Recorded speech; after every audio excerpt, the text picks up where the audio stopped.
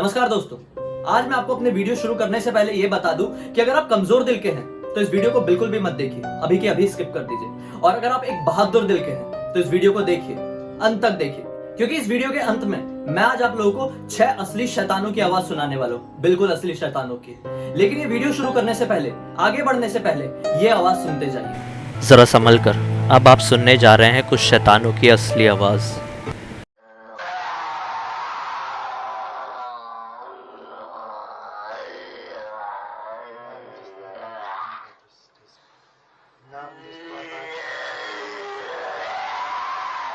दोस्तों, आपने आए दिन तो ऐसे बहुत सारे किस्से सुने होंगे जिसमें एक शैतान किसी एक इंसान के शरीर में अपना वास कर लेता है और उसका जीना हराम कर देता है, उसके परिवार वालों का जीना हराम कर देता है, कभी कभी तो वो उसकी जान भी ले लेता है। लेकिन क्या आप लोगों ने कभी ये सोचा है कि इस दुनिया के अगर 6 सबसे बड़े शैतान किसी इंसान के शरीर में वास कर ले तो उस सामने वाले इंसान का क्या होगा? और अगर सामने वाला इंसान कोई छोटा सा मासूम बच्चा हो तो उसके साथ क्या होगा? ये किस्सा दरअसल ऊपर वाले ने 21 सितंबर 1952 को ही लिख दिया था, एनालिस मिशेल के जन्म के साथ। जी हाँ दोस्तों, बिल्कुल सही सुना आप लोगों ने। एनालिस मिशेल कैथोलिक फैमिली में पैदा हुई एक मासूम सी बच्ची थी, जिसके परिवार ने इस दुनिया में किसी का भी कुछ नहीं बिगाड़ा था। वो लोग संत प्रवृत्ति के लोग थे। एनालिस मिशेल बचपन से ही ईश्वर पर बहुत ज्यादा विश्वास करती थी, लेकिन उसने किसी का ऐसा क्या बिगाड़ी थी कि एक के बाद एक उसको बड़ी से बड़ी मुसीबतों का सामना करना पड़ेगा। एनालिस को समय समय पर मिर्गी के दौरे आते थे, लेकिन वक्त के साथ साथ वो बीमारी इतनी ज्यादा बिगड़ गई कि वो बीमारी उसके दिमाग पर चढ़ गई। उस समय के डॉक्टरों ने उस बीमारी को मानसिक मिर्गी के दौरे का बीमारी का नाम दिया। एनालिस का इलाज बड़े से बड़े डॉक्टरों के पास से किया गया, उसे बड़े से बड़े हॉस्पिटल ले जाया गया, लेकिन हालात बद से बदतर जब हुए जब एनालिस ने अपने माँ बाप के ऊपर आक्रामक तरीके से वार किया, उनकी जान लेने की कोशिश की। तब वो लोग समझ गए कि एनालिस की प्रॉब्लम को किसी मेडिकल तरीके से सॉल्व नहीं किया जा सकता, कोई स्पिरिचुअल तरीका ही हमें इसे सॉल्व करने के लिए ढूंढना पड़ेगा। एनालिस के पिता को किसी ने मशवरा दिया कि क्यों ना आप किसी बड़े चर्च के प्रीस्ट को बुलाकर इसे चेकअप करवाते, शायद कोई बुरी आत्मा का साया एनालिस के ऊपर है। उसके पिता ने यही किया। अगले ही दिन एक बहुत बड़े चर्च के प्रीस्ट को बुलाया गया। उस बड़े प्रीस्ट ने जांच करने के बाद यह बताया कि एनालिस के अंदर 1 नहीं, 2 नहीं, 3 नहीं, 4 नहीं, 6 शैतानों की आत्मा का वास है।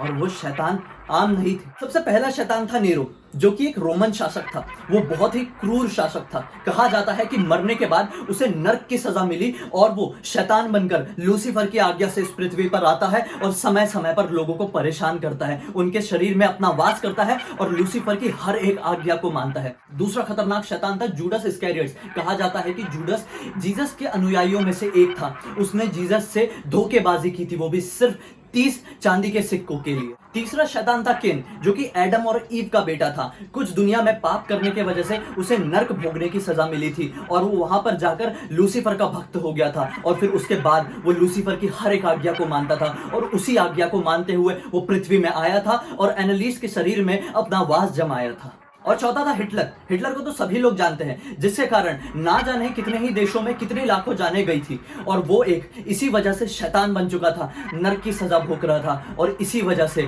उसने मरने के बाद भी बुराई का रास्ता अपना लिया था। पांचवा शैतान था वैलेंटाइन फ्लैशमैन। कहा जाता है कि वैलेंटाइन फ्लैशमैन 16वीं शताब्दी का एक बदनाम पादरी था। वो हर समय नशे की आदतों में डूबा हुआ रहता था, बुरे से बुरे काम करता था और इसी वजह से उसे नर्क की सजा मिली थी। और छठवां शैतान था लूसीफर। लूसीफर वही शैतान है जो कि जीसस से आंखों में आंखें डालकर उन्हें बुरे काम करने की धमकी देता था। लूसीफर वही है जो इस दुनिया में आज भी बड़े से बड़े बुरे से बुरे कामों को अंजाम देता है। वो दोनों प्रीस्ट ने एक बार नहीं, 2 बार नहीं, पूरे 62 बार एनालिस के ऊपर एग्जॉर्सिज्म किया था। दरअसल एग्जॉर्सिज्म एक ऐसी रस्म होती है जिसकी मदद से किसी भी बुरे से बुरे शैतान को किसी भी इंसान के अंदर से निकाला जा सकता है। लेकिन ये एक ऐसी प्रक्रिया होती है जिस प्रक्रिया को पूरी करने के लिए चर्च की तरफ से स्पेशल ऑर्डर लेने पड़ते हैं, उनकी पूरी की पूरी सहमति लेनी पड़ती है, तभी ये रस्म को परफॉर्म किया जा सकता था। और वो दोनों प्रीस्ट भी यही कर रहे थे। लेकिन ये 62 रस्में करते दौरान उन्हें यह पता चला कि ये 6 की 6 शैतान इस दुनिया में सिर्फ एनालिस को मिटाने के लिए नहीं,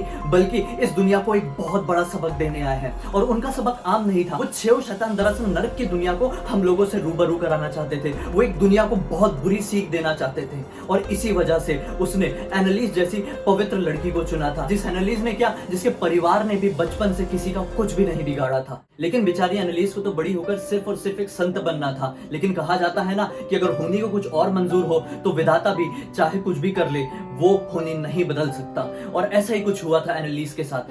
हालात बद से बदतर हो गए। कुछ साल बीते, एनालिस की हालत इतनी ज्यादा खराब हो गई थी कि एक तरफ ये खूबसूरत एनालिस इस हालत में बदल चुकी थी।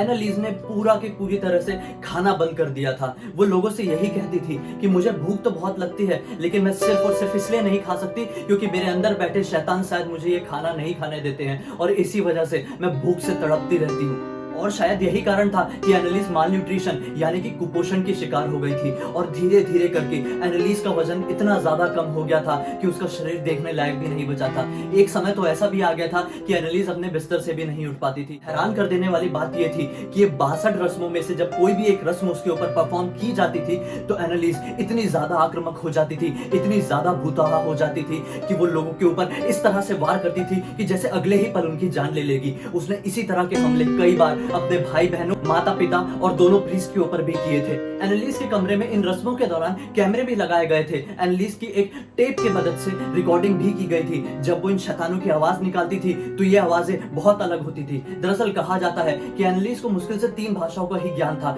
लेकिन ये 6 शैतान जब उसके शरीर में आए थे तो एनालिस एक ऐसी लैंग्वेज में बात करती थी जो कि सिर्फ और सिर्फ भगवान या फिर शैतान ही बोल सकते हैं या फिर समझ सकते हैं। एनालिस को कई बार हैरान कर देने वाली, रोंगटे खड़े कर देने वाली हरकतें करते हुए देखा गया था। जैसे कि वो बिस्तर से उठकर अचानक से घर में मौजूद कीड़े मकोड़े खाने लगती थी, वो अपने बाल तोड़ तोड़ कर खाने लगती थी, वो अपने नाखूनों को दीवार में जोर जोर से रगड़ती थी, और जिसकी वजह से उसके हाथों के नाखून कुछ ऐसे हो गए थे अगर उसे आप एक बार देख लेते ना तो शायद उल्टी भी कर देते।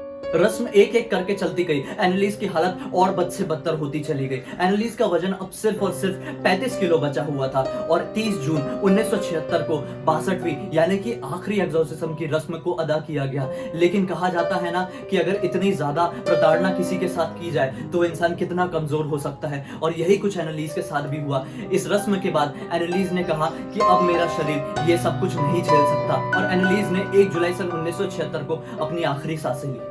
कहा जाता है कि इन रस्मों के दौरान एनालिस के सपने में मदर मैरी भी आई थी, और मदर मैरी से रूबरू होने के बाद एनालिस ने सबसे पहले यही सवाल किया था कि मैंने इस दुनिया का क्या बिगाड़ा था, मैंने आपका क्या बिगाड़ा था जो इन 6 बुरे शैतानों ने मेरे शरीर में अपना घर बना लिया है। तो मदर मैरी ने जवाब देते हुए कहा कि विधाता को यही मंजूर था, तुम्हारी किस्मत में यही लिखा गया था, तुम्हारी मदद से इस दुनिया को पता चलेगा कि शैतान जैसी चीज भी पूरी दुनिया में होती है, नर्क जैसी चीज भी इस दुनिया में होती है, आत्माओं जैसी चीज भी होती है, और तुम्हारे इसी बलिदान को जिंदगी भर इस पूरी दुनिया में याद रखा जाएगा।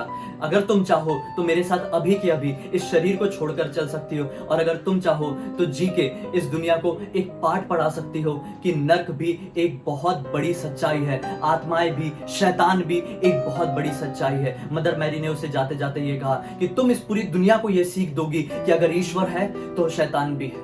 और फिर इसी सीख के साथ एनालिस मिशेल ने 1 जुलाई 1976 को इस दुनिया में आखिरी सांसें ली। और कहा जाता है कि आज भी एनालिस की कब्र में लोग दूर दूर से फूल चढ़ाने के लिए आते हैं। आज एनालिस को सिर्फ एनालिस मिशेल नहीं, एक संत के रूप में देखा जाता है। लोग उसका इतना ज्यादा आदर करते हैं कि शायद ही कोई दूसरे किसी संत का करता हो। एनालिस तो चली गई, लेकिन हमें जाते जाते ये सिखा गई कि ये एक बहुत बड़ा सच है। एनालिस मिशेल के ऊपर एक बहुत ही फेमस फिल्म भी बनी थी जिसका नाम था द एक्सॉर्सिज्म ऑफ एमिली रोज। अगर आप लोगों ने ये फिल्म देखे हैं तो कमेंट सेक्शन में जरूर बताइए। और अगर आप लोगों को मेरा ये वीडियो अच्छा लगा है और इसी तरह की जानकारी आप और भी चाहते हैं कुछ अलग अलग किस्सों को लेकर, तो कमेंट सेक्शन में बताइए। मैं पूरी कोशिश करूंगा एक वीडियो बनाने की। मेरे इस वीडियो को ज्यादा से ज्यादा ऐसे लोगों के साथ शेयर कीजिए जो कि पूरी तरह से नास्तिक है और ईश्वर पर विश्वास नहीं रखते हैं। शायद मेरे इस वीडियो की वजह से उनका विश्वास ईश्वर के ऊपर जाग उठे और उनकी जिंदगी में एक नया सवेरा हो जाए। मेरे साथ इसी तरह से जुड़े रहिए, क्योंकि मैं हर रात 9 बजे इसी तरह के कमाल कमाल के खौफनाक वीडियोस और उनसे जुड़े हुए हर एक तथ्य आप लोगों को दिखाता हूं और आपका मनोरंजन करता हूं, आपकी आंखें खोलता हूं। मेरे चैनल को सब्सक्राइब नहीं किया है तो अभी की अभी कर दीजिए, और हाँ, जाते जाते बेल आइकन को भी दबा दीजिए ताकि मैं जब भी नए वीडियोस लाऊं आपको उसकी नोटिफिकेशन मिल जाए। धन्यवाद।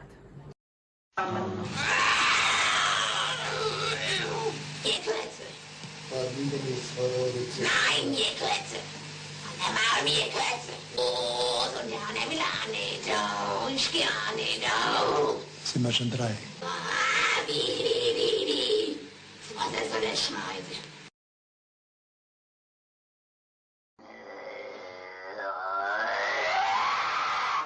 Kind Gottes. Ich hab ein Modeschlag!